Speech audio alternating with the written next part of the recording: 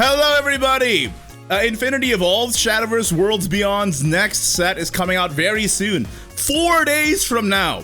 And so far, they've revealed 22 out of the 77 cards. I'll probably do a full set review when all the cards drop, but I also wanted to update everybody on everything that's been revealed so far. One, because people love to hear new news, and two, because it's an easy video and I'm gonna get 5 million views, okay?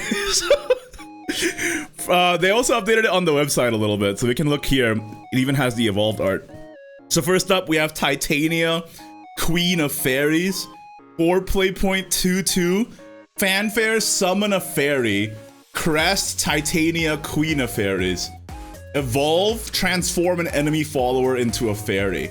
At the start of your turn, add fairy to your hand. This card is like legit good, right? I mean, look at this. Like, can you imagine like playing this versus Abysscraft, right? And fairies cost 1?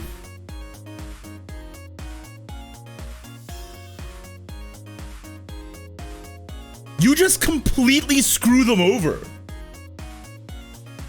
You like, when the Cerberus reanimates 2 fairies, they just cry. Like, they legitimately just cry. Like, that is massive, man. So I think this card is actually really good. It's really good. Like, the fact that it transforms as well, it's basically like another copy of Fildau you can run in your deck, right? Basically. You get a fairy you can trade off into like into a Valse or whatever. You evolve this, you hard remove something else, and you trade into something else. And then at the start of your turn, every turn, you get a fairy? Like, that's pretty good. Like, you always have fairy to combo with Carbuncle. You never run out of gas now. I don't think it's like an amazing card. It is still pretty expensive for the stats. But I think it's definitely a good option. And you know what? It's also a good option for decks that don't go all in on the Roach game plan and go more with the Pixie game plan with like Amataz and the new Cynthia, which we'll talk about in a second. So I think this card's pretty good. I think I'm gonna give it like a 3 out of 5. So like, and we'll talk about that in a bit as well. Also, the fairies from Titania also are good into Garden's Allure, the new spell, where you draw a card, and if you just fuse literally any card into this, you draw 2 instead. You can just fuse a fairy into this, right? You can just fuse a fairy into this. This card is really good. I think this card is like a 4 out of 5. I would give Titania a 3 out of 5. I would give Garden's Allure a 4 out of 5, I think. I think this card is crazy good. Like, legitimately. Especially with the new crest, where you're always getting stuff in hand, right? It's pretty good. Also, we got the new Limaga. Ba-bam. Untamed Wild, 777, and I predicted this. I predicted this in my speculations video, that they were not going to make Limaga related to the Deepwood Guardians like they did in the original game. The Greenwood Guardians? I think that's what it's called? The Greenwoods? Yeah, the Greenwoods. But they would just make her generically good like they did with Aragave. So here it's a 777, select 2 enemy followers on the field and they can't attack enemies until the end of your opponent's turn. That's so annoying. And then Super Evolve. You give 2 enemy followers, deal 1 damage to your leader and 2 damage to this follower. Very control forest type of card, right? It's a very controlling forest deck. You can board lock your opponent. Yep. Very good versus, like, imagine doing this against a Forte, right? Like it's so annoying. I think this control forest is probably especially, right, somebody in chat brought up a good point. In the next set, we already saw the outline of Miarabane teasing the 3rd set. In the 3rd set, if they print Izudia for forest, then this card stands a chance to get better too, because it means that control forest becomes a thing. And the stats on this card is really good too. Like, you super evolve this, it's a 10-10, man. It's a great stat line. It's a great stat line. Locks the board, does a bit of burn damage. I think this card is pretty good, man. I'd give it like a 3.5 out of 5, I think. The only problem is that it doesn't really fit currently into the Roach archetype that well, but I think any mid-range / control forest deck that comes up in the future, like Fairy Spam plus Izudia in the next set, I think this has potential, but it's a It's not like crazy right now, but I think it's got potential. That's my take. All right, next up we got Cynthia Forest Chivalry. It's a 4.43 gold follower for Forest. Fanfare, summon 2 fairies. Evolve, give all allied pixie followers +1. Yo. Like, after you land Aria, can you imagine? After you land Aria, you do 4 damage face while trading with this thing. Right? That's pretty sick. They're definitely trying to push like a more fairy-focused deck that isn't all in on just Roach, right? You just Aria, and then you go into this, and then you have both like a clear option and a face option at the same time. And if you evolve it, it's a 6 attack. It can trade evenly with an enemy Zirconia. It can trade over an enemy Yuna or like other wards. You can combo this with other fairies in hand. Exactly. Yeah, I think this is pretty sick, man. The good card. I would give this card like a 4 out of 5, maybe. Maybe I'm being too optimistic though. I'm in a hopeful mood since I've watched Superman twice in a row, but I like that card. Gildaria, Anathema of Peace. I talked about this in my stream reaction video, but I'll talk about it again here. This card I think is insane. It brings back the rally keyword here, and it super evolves for free. And getting Rally 20 is really not that difficult, right? With the Hound of War, Magus especially, Amalia, etc. And then when you evolve this, so like even if it's just regular evolve, not even super evolve, and you can evolve it manually, you get 2 Steelclad Knights, so those are 2/2s with Rush, and they deal 1 damage to all enemy followers. And we can even see the it's also sick in terms of visuals, because like the evolve form has like a cool new art too. It's not just a mirrored version of the art. So yeah, this card is crazy. This card is crazy good, dude. Goblin Foray stocks. Yeah, dude, what if you play Goblin Foray just to increase your your rally count for this? That'd be pretty silly. The Super Evo for free is crazy strong. Like, this card is so good. It's so good. I legitimately think this card is kind of busted. And then yeah, it also works with Olivia if you coin on turn 10. So, pretty cool. Then we also have Prim, Princess's Picnic. Is that on the side? It is. We can even see. It adds Nunya into your hand, and then it has Ambush, and then Super Evolve. Everyone gets +1/+1. It's like a worse version of Zirconia on the Super Evolve, but it's another ambush, right?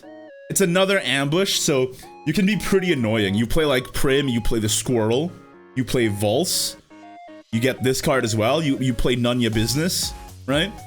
This is a ward protecting your other guys, and it's a +1/+1 in Bane too if you have Prim on board. So you do the Nunya Business, and then you can buff up all your ambushes. I think this card is kind of mid. So like Gildaria is like a 5 out of 5 card. I think this card is like maybe a 2.5 out of 5. But it's definitely annoying if you like make a specific ambush sword deck with this and the Squirrel.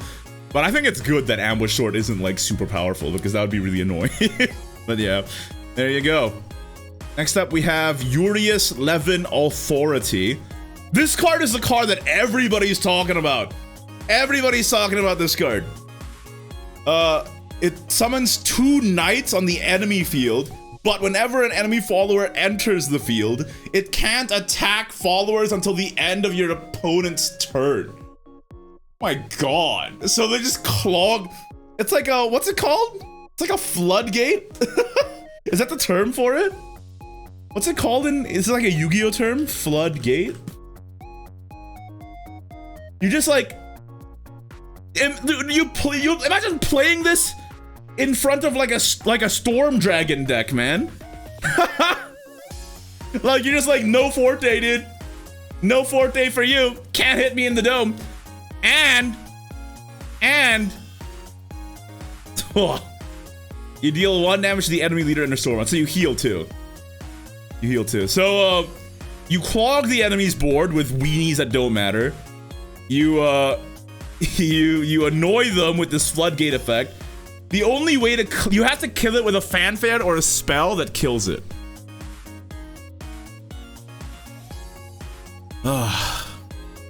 Wait, it's deal 1 is for your opponent and not you? Wait. When an enemy follower enters the field, give it can't attack until the end of the opponent's turn, deal 1 damage to the enemy leader, and restore 1 to your... No.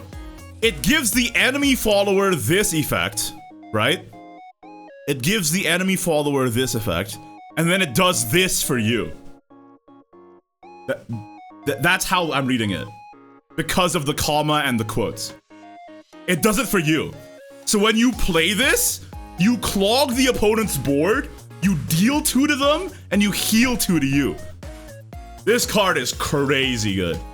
The only way to kill it is like Odin, Divine Thunder, Bullet from Beyond obviously would do it. But yeah, this is quite annoying.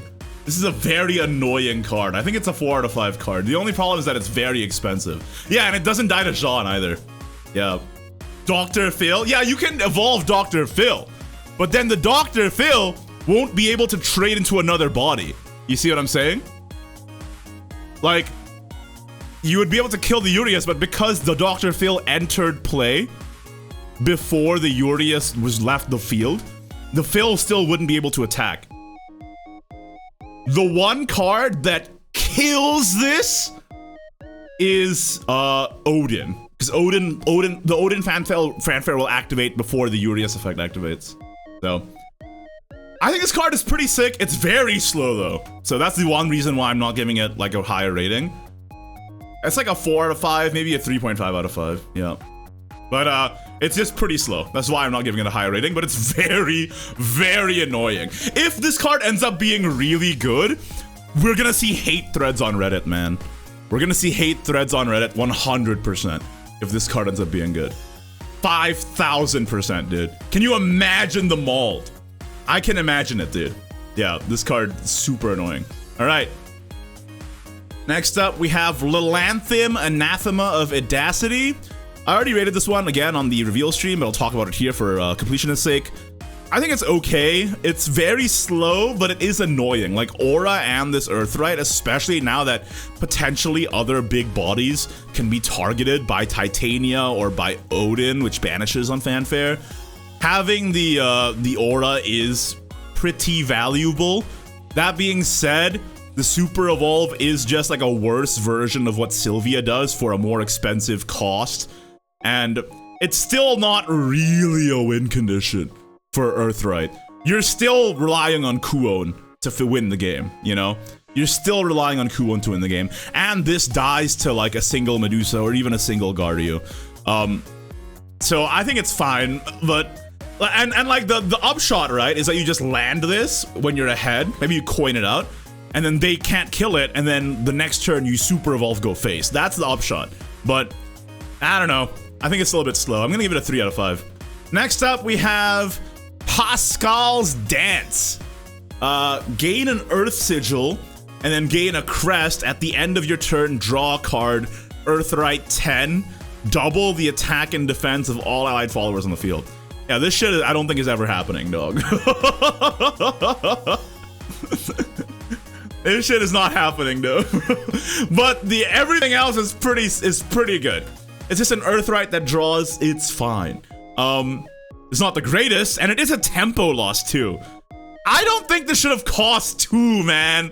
I don't know. I think it costing 2. It should have given you 2 Earth Sigils. I think it should have given you 2. Giving you 1 Earth Sigil? That's kind of sad, man. I don't know about that. Yeah, it's like a worse Witch's Brew most of the time, exactly. I think this is like this is like a 2 out of 5 at max, IMO. It feels dumb. Next, we have Phylene White Frost Bloom.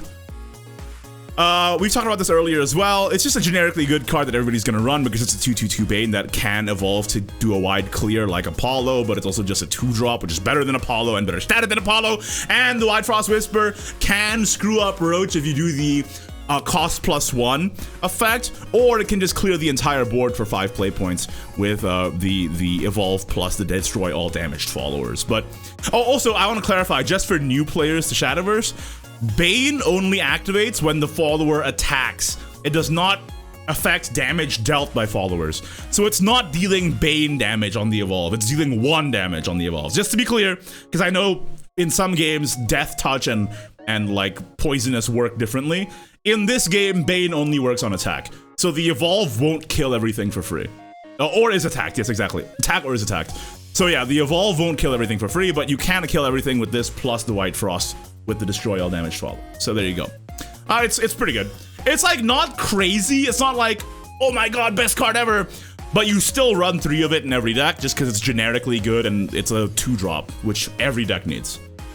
Next up is Draconic Strike, which is actually a retrain of Wyvern Cavalier from the first game. So a couple of weird retrains here. Pascal coming back as a spell, and Wyvern Cavalier coming back as a spell. So select a card in your hand and reduce its cost by 2.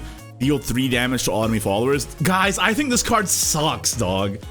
We have a 6 play point deal 5 card right now, and it doesn't kill anything.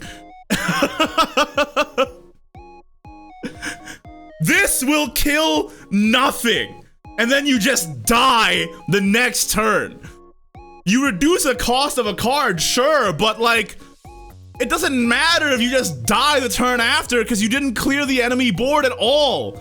And you spent the entire turn dealing 3 AoE. I think this card is so bad. At least Featherstorm summons a guy immediately that you can use to either trade or go face. Draconic Strike doesn't do anything the turn it's played, I feel like. I mean, you can reduce Ignideus, that's fun, I guess, but I don't know. I do not like this card at all.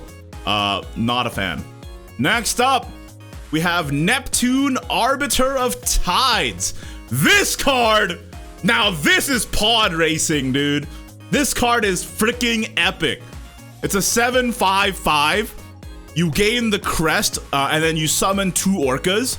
This itself has ward, and then when you super evolve, you summon 2 more orcas, and then whenever a marine follower enters the field, you heal 1, and the orcas have rush on base. So this is the payoff for you ramping. You playing this early, healing 4 defense, and clearing the enemy board. This is good. This is good. Super Evolve instead of Evolve is a little bit rough. Are there other marine cards in the game? Is Otohime's guard a marine follower? It is! Okay. Okay. Now we're talking. Now we're talking. So now every time I play Bodyguard, I heal as well.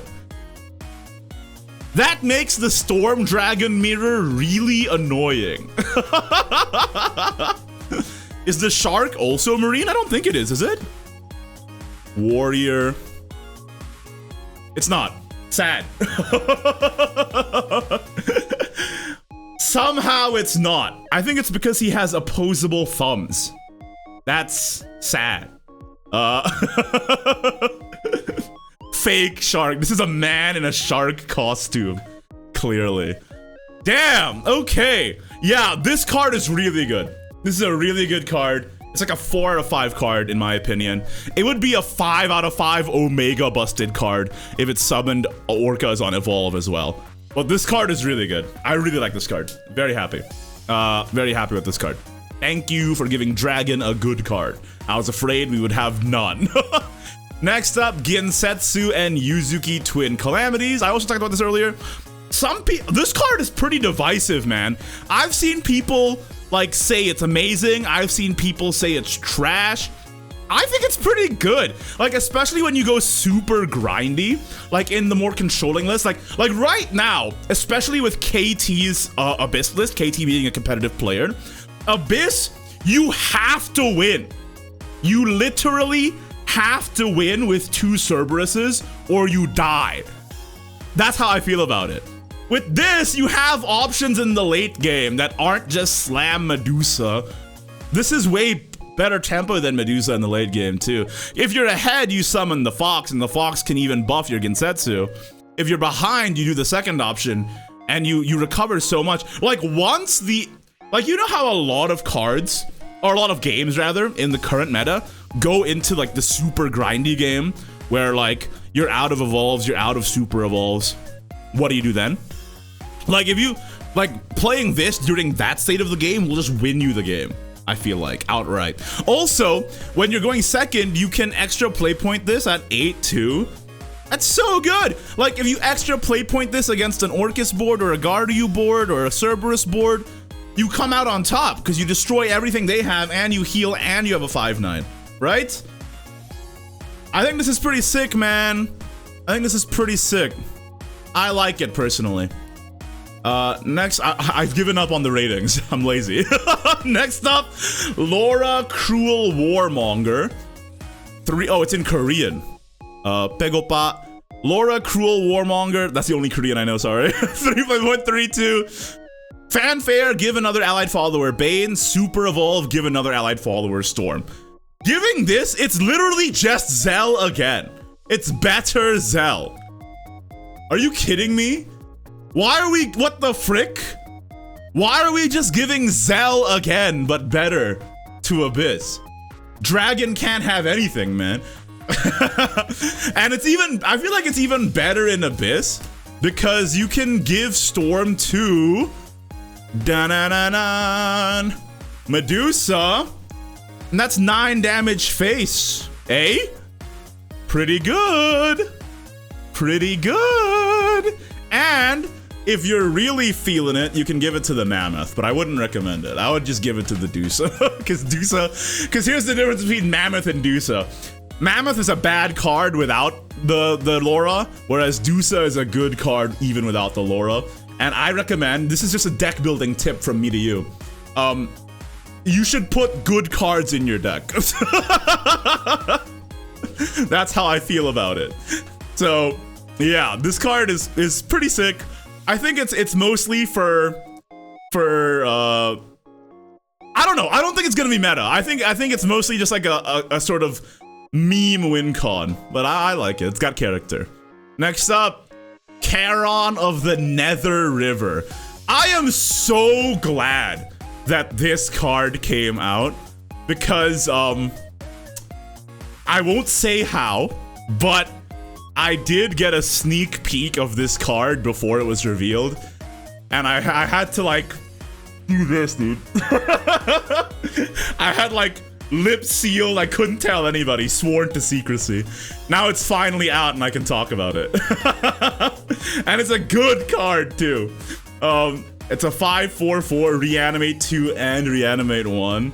And then whenever a departed follower comes into play, give it ward. And remember, everything that gets reanimated gains departed by default. So you're summoning 2 guys that gain ward. It's an army in a can for Abyss. So right now, the only Abyss play on 5 feels like Aragavi, right? And like Abyss on 5 Aragavi, it's a reactive play. This is a proactive play for Tempo Abysscraft. You can just slam this down no matter the state of the game by turn 5, and it's always a good tempo play. And then on Super Evolve, you gain a crest that lasts for 2 turns, and at the end of your turn, you reanimate 3. So once you unlock Super Evolution, this is 4 bodies, 3 wards. It's really good, man. Now let's take a look at what is probably going to be resurrected, hey? We go here, 3, 2, 1, 0. So for 3s, dude, getting a Little Miss Bonemancer back with ward? Sheesh! That is annoying. That is annoying for the enemy, man. Because they have to clear it and then you still get guys. Like, that is so tempo. That is so tempo. You can resurrect Laura as well, yes, but I think Little Miss Bonemancer is actually the best one. And then for 2s, up.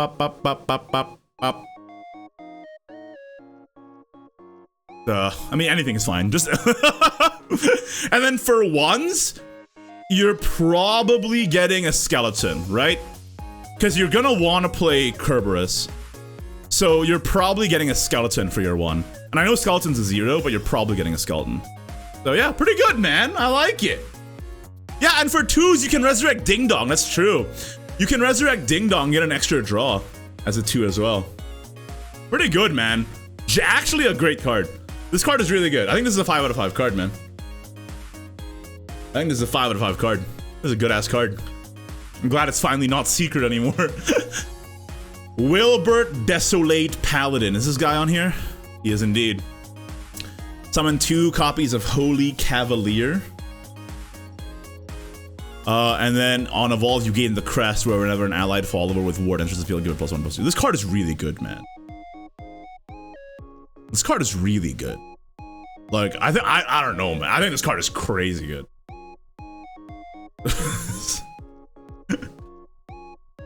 Like, you get 2 2/4s out of this for free. And then there's even more support for this later, right? I mean, like right now, Ward Haven Craft is already kind of a thing with Sarissa. Wait, hold up. That filters Sarissa. And now it's gonna be even more of a thing, man. Like with the new Cherub and like Maid Angel that we saw on the reveal stream as well. Card is super good. And it gets even more supported by the other cards that were revealed, like... Oh, Shredda, oh yeah, Shredda's here. Oh, Shredda's a neutral, okay. Ether is the other card that is also a 5 out of 5 card. This card is ridiculous. 7 play point 2/2, summon 3 randomly different named followers that cost 3 or less. This has ward, and then you super evolve, everything gets +2 defense and aura. Are you serious? This card is broken. Like, you Wilbert evolve, then you Ether super evolve. Ether is a 3/6. You summon, say, Angelic Maiden, Shredda Angelic Maiden. It's a 3/5, oh, 3/4. Then you summon Barrier Maiden. That's a 4/3. And then they all get +2 and aura. So she has barrier, aura, and she's a 4/5. And then you follow up with Jean. Ridiculous card. Ridiculous card. And remember, it summons it from your deck too. So it deck thins you. It deck thins you 3. It's an army in a can. It deck thins you. It curves after Wilbert. It curves into Jean. Broken card. Actually a broken card. Like, holy moly, dude. And then, like, you play this after Wilbert. It's a 3/6. You super evolve it. It's a 6/9 ward. What the frick, man? Like, bro, actually busted. Actually busted. It's crazy, dude. It's crazy. Okay. Next up, we have Agnes the Swift Blade. 5/3/4 Storm. If there are at least 2 allied amulets on the field, destroy a random enemy follower other than the opposing one. This is a very fun card. This is, so the opposing one refers to the one that this is battling, right? But this also activates when you strike the leader too. So you can still go face and still remove something. And there's a lot of situations where someone has one thing on the board, man. Like imagine Dragon with 1 Forte out there, you know? Or Sword with... Well, no, Sword has a lot of stuff, but you know what I mean, okay? There's a lot of situations. Oh, yeah, Forest! Forest with 1 Glade on the field, right? Agnes Face? Pretty sick. And also, with the amulet, like, archetype in Havencraft, you're running, like, so many of the amulets anyway, like Pinean, the new Pinean. What's it called? For goodness sake. I can't for the life of me remember the new names. But it's, this one? Huh? Winged Statue. The new Pinean Prayer. And also you run the other one that summons the Falcon. Avian Statue. Yeah.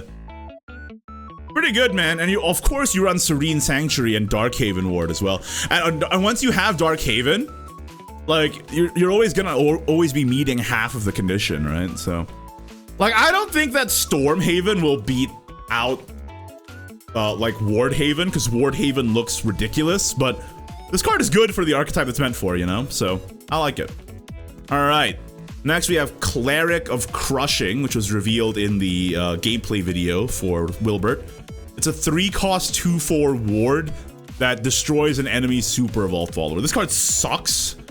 It sucks real bad for the evolve effect. But the 2/4 stat line is really good for 3. So it's like it's a card of 2 minds where the stats and effect is good, but the evolve effect is so bad. I mean, at least it has an evolve effect. That is true. That is true. But you know, this is a 3/6 after Wilbert, and then it also you can summon it out of Ether as well. So I think it's fine. It's a fine card that you'll probably run, especially because it curves after Sarissa too, right? Like, you just play it because of its good stats.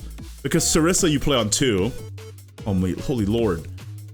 And then you just play the Cleric of Crushing right after. So, you know? Pretty good. Pretty good, dude. Alright. Next up, we have Carnelia Dark Afterglow. 2/2/2, add a Gear of Remembrance to your hand. Evolve, give an artifact follower in your hand ward and cannot be destroyed by effects. Wait! If you... What's the wording?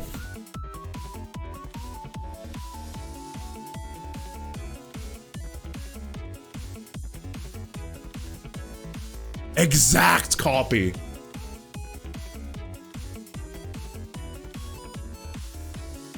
Exact copy. It won't get destroyed.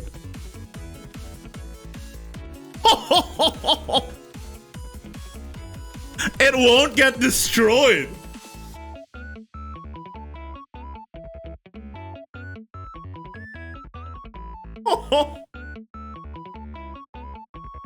Spending an Evo that should go into Alouette feels bad. Oh, you're not wrong.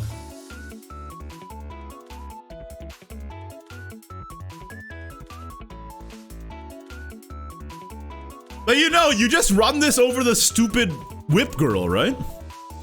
Like, you guys are already playing this girl. She does nothing. So, like, you just play it over this girl. And it gives you more modality. You know? Mm-hmm.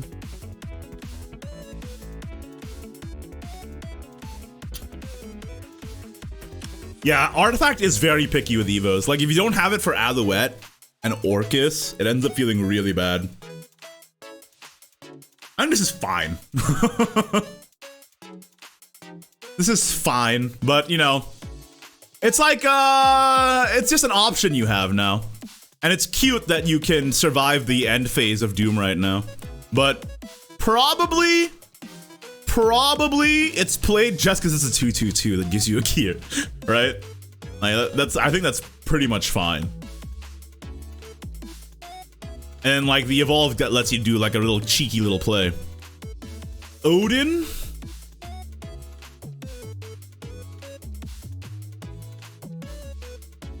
It's good that there's a neutral storm option. Because like in decks, I mean, maybe I'm in the minority here because I've been trying to cook. But I like when I'm playing my Earthright tempo deck, and I don't have any way to win the game except for Kuon. Like, at least I get to play this now. It is worse than an equivalent class-based card, right? Like Selwyn. Holy golly gosh, there you go. Like, this is a 4/6. Although this does have the fanfare remove, which is good against Yurious, you know? And it's, it can work against amulets as well, like the cup. Like, imagine if Haven plays the cup and then you just Odin it, and they cry. I think the cup is going to be relegated to immediate usage now. You know what I mean? Because if they play the cup and then it doesn't do anything, and then they die, it feels pretty bad. But this card is pretty sick. I like this one. I like it personally. And also it's good against a Lapis too. You just slam a Lapis and you just remove it. Pretty sick.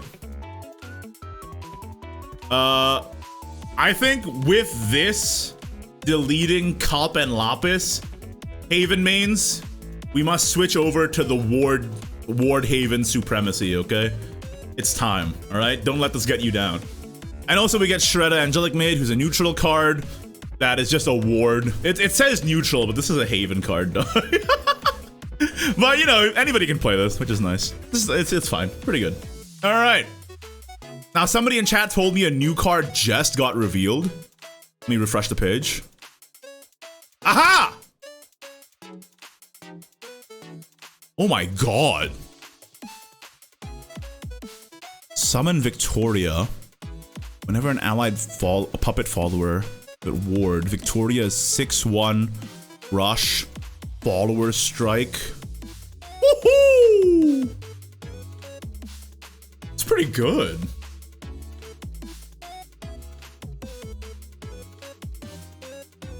That's pretty sick, man. This is like, they finally have something to do on 5. Yeah, exactly. I feel like the only play Portal had on 5, unless you're Artifact. Like, if you're pure Puppet, your only play is Coin Noah.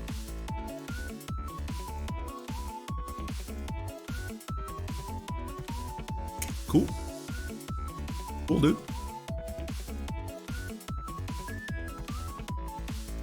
That's really good. This is like Portal's version of Anangrea. It's worse than Anangrea, but it's still good. Man, this is good. This is a good card. Victoria is a 6/1 with rush and follower strike. Deal X damage equal to this follower's attack. This is a really good card. Oh, yeah, I mean, I like it. 5 out of 5, man. And that's it for the card reveals. Let's see, anything else that's revealed? I'm pretty sure there's gonna be more reveals soon, because the expansion's only in 4 days, and we've only had 23 out of the 77 cards, so... yeah, they gotta pick up the pace, man. I'll tell you that much. Well, that's it for this video. Thanks for watching. If you enjoyed this video, then make sure to check out the video on screen right now, where I actually talked about this patch in depth and all the changes coming to the game.